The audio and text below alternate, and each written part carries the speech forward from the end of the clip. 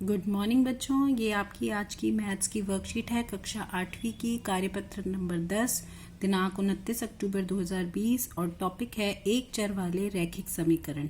बच्चों ये बहुत ही इंटरेस्टिंग सी वर्कशीट है। इसमें एक मुक्ता मैडम हैं जो अपने बच्चों को गणित पहेली के थ्रू समझा रही हैं। उसमें उन्होंने बताया है कि दो तरीके के थैले हैं, एक थैला 1 है और एक थैला 2 है।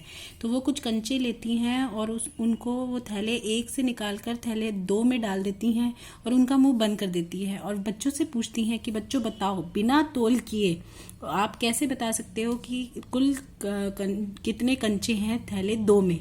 और उन्हें वो कुछ थोड़े से हिंट देती हैं तो वो बताती हैं कि कुल जो थैलों का वजन है वो है 330 ग्राम।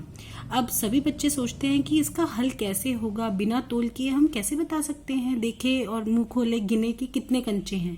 तो कुछ बच्चे इंटेलिजेंट होते हैं, कुछ दिमाग लगाते हैं और उनमें से एक बच्चा कहता है कि मैम वो एक कंचे को निकालती है और उसको देखती है तो उसका वजन आता है 15 ग्राम। और फिर वो बच्ची दूसरे थैले को देखती है तो वो देखती है कि कुल वजन थैले का है 330 ग्राम।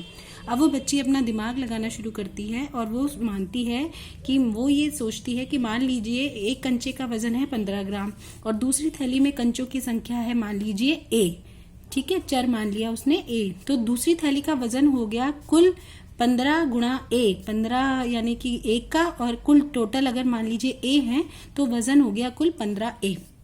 अब अगर टोटल वजन 330 है तो हमारी समीकरण बन गई 15a बराबर 330। अब हम इस समीकरण को हल करेंगे। इसमें दोनों पक्षों में हम 15 से भाग करेंगे क्योंकि ये 15a का मतलब है 15 गुणा में a। तो हमने इसमें 15 को से दोनों तरफ भाग किया तो ये 15 और 15 कट गया और यहाँ पर बचा a बराबर, जब आप 330 को 15 से भाग करेंगे तो उत्तर आएगा 22। तो हमारा जवाब आ गया 22। इसका मतलब उस बच्ची ने बड़ी ही स्मार्टली उसका आंसर निकाला कि कंचों की संख्या थी टोटल 22। तो बेटा इसी तरीके से हम आगे ये चैप्टर पढ़ेंगे। इसमें है हमारा समीकरण। आपको पता है बेटा समीकरण के दो पक्ष होते हैं, एक होता है दायां पक्ष और एक होता है बायां पक्ष, जिसको हम इंग्लिश में बोलते हैं राइट हैंड साइड और लेफ्ट हैंड साइड।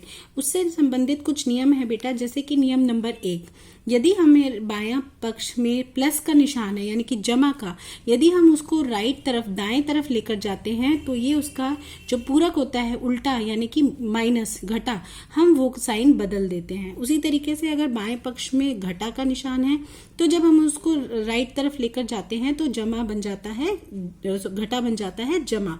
फिर अगर बाएं पक्ष में गुणा है तो उसका पूरक आपको पता है उल्टा होता है भाग, तो वो बन जाता है भाग।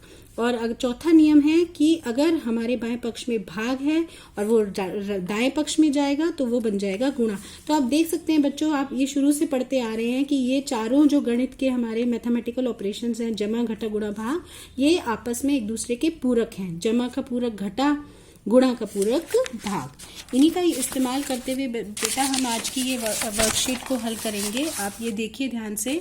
अगला प्रश्न आपको दिया है वर्कशीट में y - 7 बराबर 27।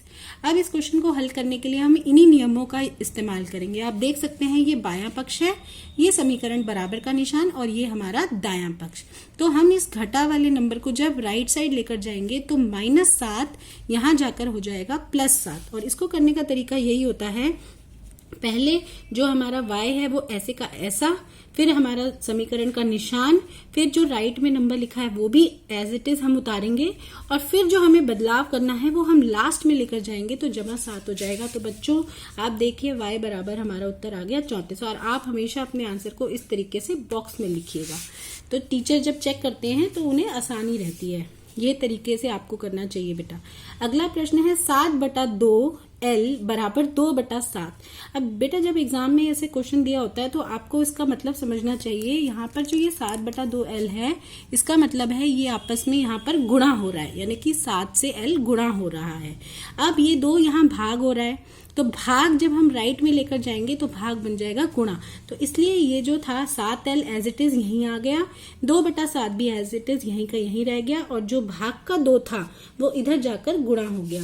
तो हमारा उत्तर हो गया 7L बराबर 2 दूनी 4/7। और अब यहाँ पर फिर से देखिए 7L है तो इसका मतलब 7 और l आपस में गुणा हो रहे हैं। जब ये 7 इधर जाएगा नीचे तो ये भाग हो जाएगा।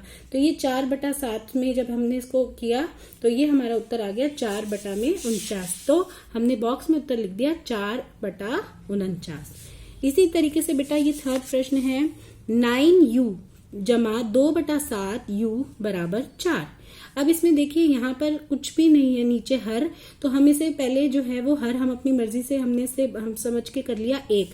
अब हमें एलसीएम यानी कि लघुत्तम वर्तक का इस्तेमाल करना होगा। अब 1 और 7 है तो हमारा एलसीएम आ गया 7। अब 7 एकम 7, तो यहाँ 9 से हमने गुणा कर दिया, u रह गया बाहर, जमा 2u ऐसे का ऐसे, क्योंकि 7 एकम 7 होता है, और फिर समीकरण राइट में वैसे ही ऐसे इट इज 4। ठीक है, अब हमने इसे गुणा किया बच्चों, 9 गुणा 7 तो 63u जमा 2u बटा में 7 बराबर 4। यहाँ तक आपको क्लियरली समझ में आ गया है। अब हम 63u जमा 2u करेंगे तो हमारा उत्तर आ जाएगा 65u। अब 65u बटा 7 बराबर 4, यानी कि अब ये जो हमारा 7 है ये यहाँ पर भाग हो रहा है, ये राइट में जब जाएगा तो 4 में ये गुणा हो जाएगा और यहाँ पर 1 ही बचेगा। तो ये हो गया 65u बराबर 4 सत्ते 28 आ गया। अब फिर से यही है, 65u का मतलब है 65 गुणा u। तो जब हम बाएं पक्ष को दाएं तरफ लेकर जाएंगे तो ये जो 65 है ये यहाँ गुणा हो रहा है और यहाँ जाके ये क्या हो गया बच्चों, भाग। तो ये 28 ऊपर ही रहेगा हर अंश हमारा, और ये 65 यहाँ आके हर बन जाएगा और हमारा उत्तर हो गया u बराबर 28/65। तो बच्चों ये थी आज की आपकी वर्कशीट। मुझे आशा है कि आपको अच्छे से समझ आ गई होगी। Thank you.